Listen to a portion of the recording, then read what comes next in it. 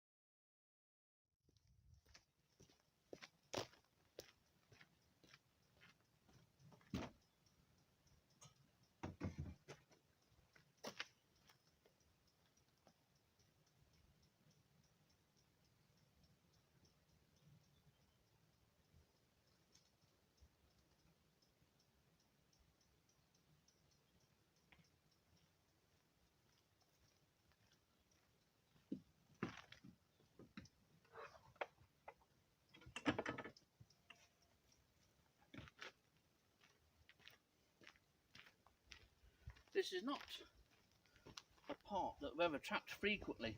I did trap just down the track down there earlier in the year, one of the first trapping sessions.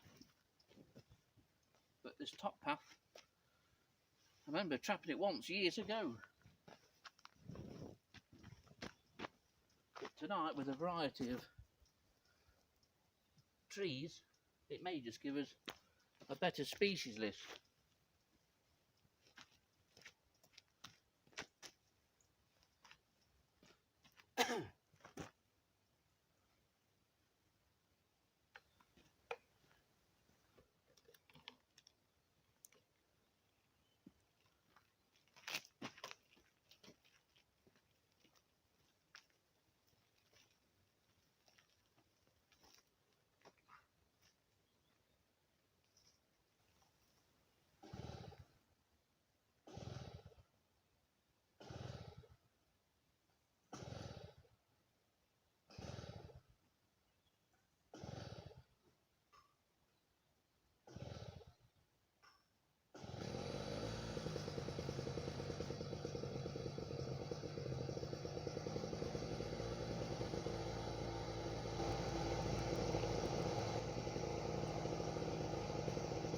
So we'll let that warm up a bit. Let the fumes sort themselves out. See, it's a cheap generator, but it works.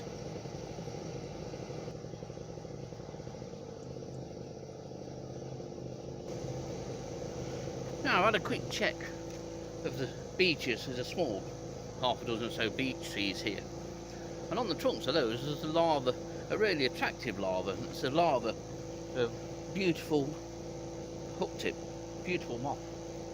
The larva is lovely as well. It was very much like one of the red underwing type larvae. It's that kind of, has that kind of sort of jizz about it, but it's marked in greens. Looks every inch like a piece of lichen. I'll chuck a photo in here. I have took it. I'm going to take it home and rear it through. Meanwhile, we await the first moth.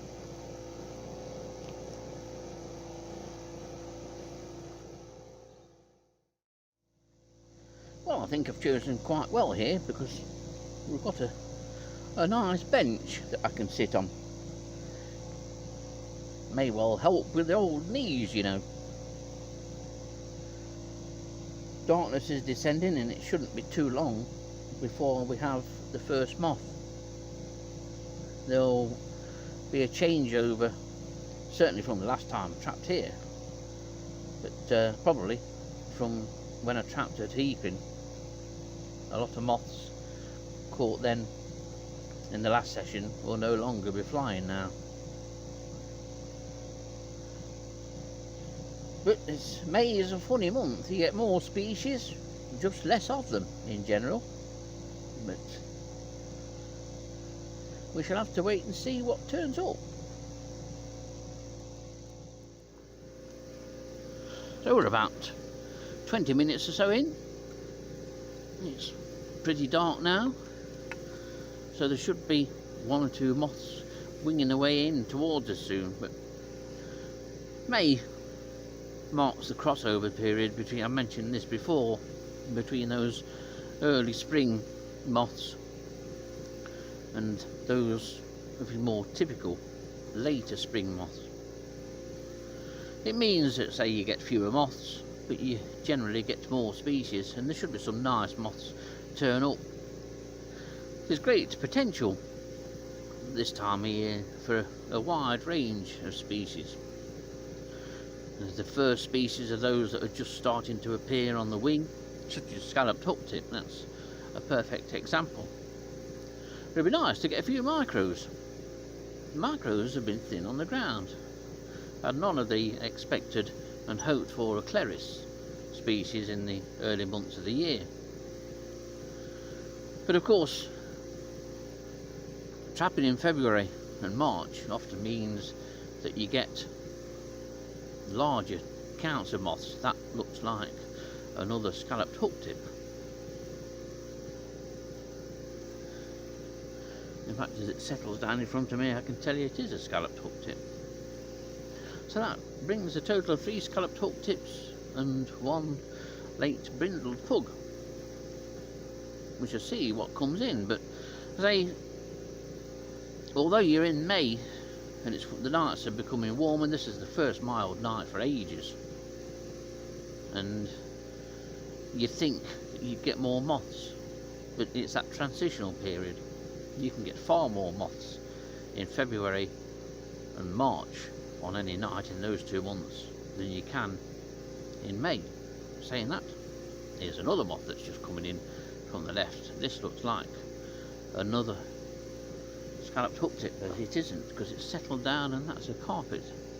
So rather than sit here and waffle on, I best go and see what it is, isn't I?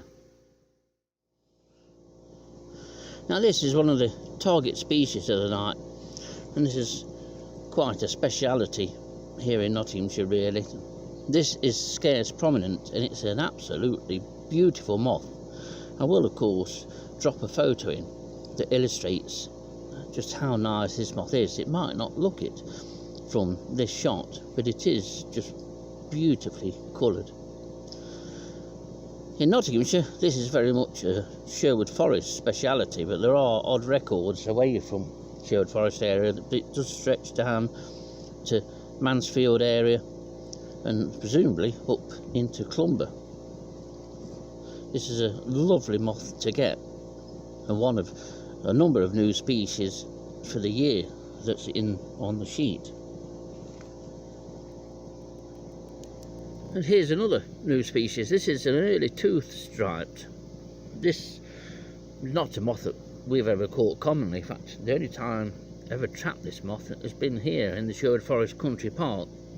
It's a rather nondescript and poorly marked moth. It's very similar in some ways, I suppose, in markings to the likes of winter moth, but this is a larger species. It's almost like a poorly marked engrailed, of which there has been a couple of engraileds in.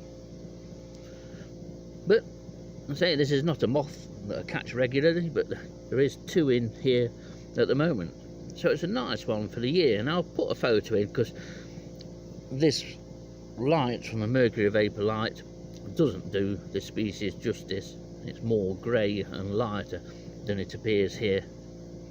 So that's early tooth striped, one of 2 that's in. And this is a pale tussock. This is yet another of the new species for this evening and for the year. It's a common moth, has a beautiful caterpillar. I'll put a photo in of said caterpillar and a better photo in of said moth.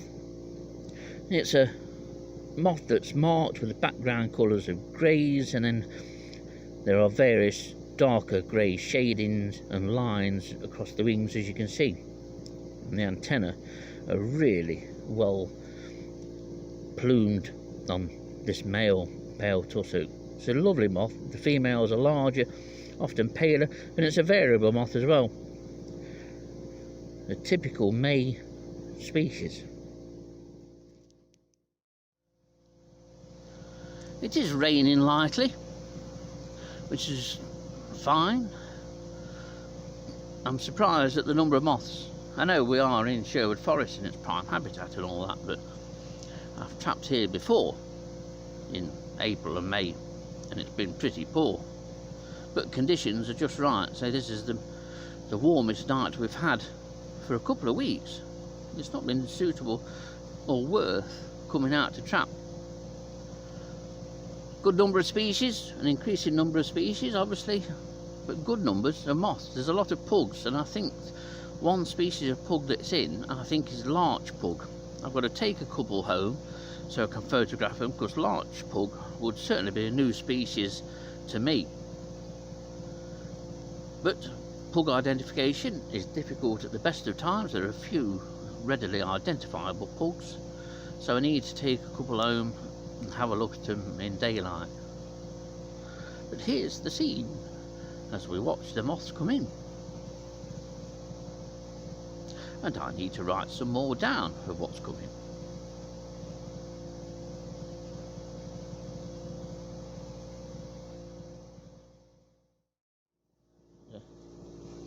And here's a lovely species that's come in. Thankfully it's settled down. This is a coxcomb prominent. You've already seen scarce prominent. Prominents rest in this very similar position. Coxcomb prominent is common, it's widespread in knots, has 2 broods, and you'll probably trap the odd individual, but never many, during the year. But it is quite a common species. It's a lovely species. I'll put a photo in here and you'll see that it's various shades of brown and various paler markings. It gets its name from this coxcomb-like prominent. Does exactly what it says on the tin, really. And here's another of the new species.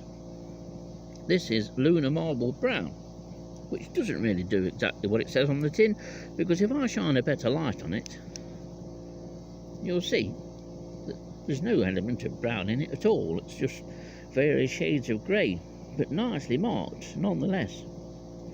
A darker grey background coloration, and then you've got this sort of paler grey bar that runs across the forewings, and there's some darker grey to almost black lines outlining that bar. Very common here at Sherwood. It's not a moth that I've had in the garden, funnily enough. I would have expected this moth to have turned up in the garden, but so far it hasn't. Here at Sherwood, on nights like this, it's one of the commonest moths you'll trap. Now, I've tried to film this species several times already this evening, and as soon as I stick a light on it, it becomes active. This moth's readily identifiable by the scallops to the wings, and this is a scalloped hooktip. It's a common species, and it's a really nicely marked species. Has this unusual resting position, which really immediately identifies it. The resting position, coupled with the shape of that trailing edge of the forewings, means there are few other species, if any, like this one. If I'll try and illuminate it, it'll probably become active.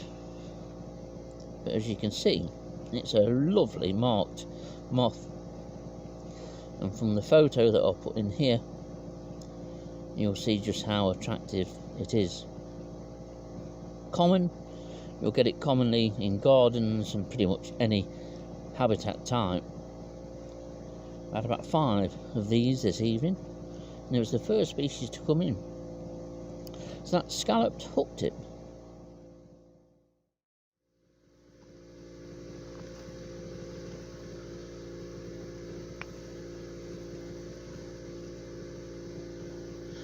It's always a good indication that conditions are suitable for trapping, and usually you get decent numbers of moths when you get decent numbers of flies coming in. Of course, one thing you don't get out during the winter months and for the first 3 months of the year, but during the summer you can be inundated with flies, especially if you trap near water. If you trap close to water, you're really asking to be bitten copiously by swarms of midges. But at the side of water, the sheet just becomes a mass of flies of various sorts and species. And dotted in amongst them, you've got to sort of dig the moths out. It's a habitat that had little experience in. Trapped once at the side of Eagle and Flash, completely inundated with flies. Here in woodland, you tend not to get it so much,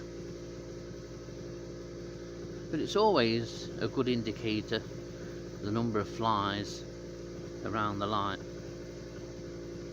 Beetles as well. When you get beetles flying in, it's usually in overcast and humid, damp conditions, and they're the nights when you want to get excited, because who knows what can drop in when conditions are like that. That's when moths tend to wander, and wander great distances. You never know what's going to turn up.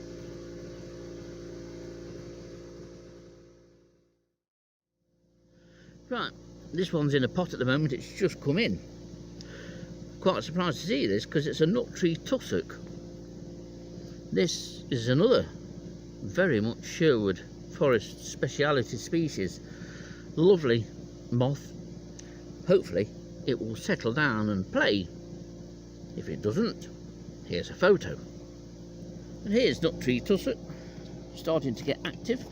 I'll just put a light on. I will put a photo in, and you see there, this is another beautiful moth. Quite variable as well. Happy to get this.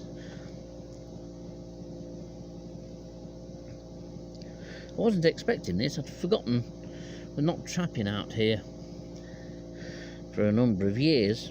You tend to forget what species are likely to turn up. And this is the first of many. It's commonly recorded at Sherwood, and of course it's immaculate, with just having freshly emerged probably only today. So we've done well.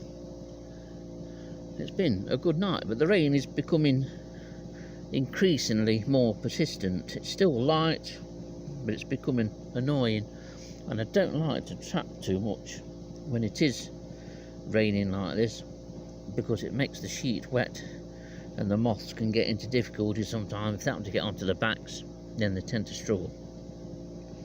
So shortly I'm going to start packing away, but it's been an enjoyable session.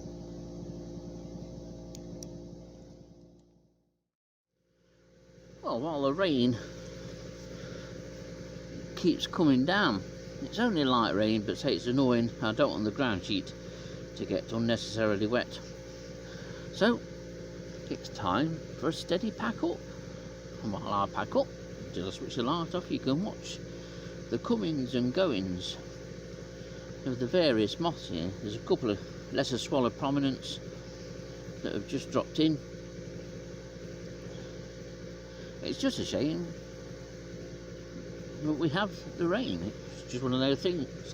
They did forecast it, but they did forecast it later. It is only About 20 past 10 now, but I'm happy with what I've caught. But this is nothing to what Sherwood gets during the summer. Things become incredibly busy.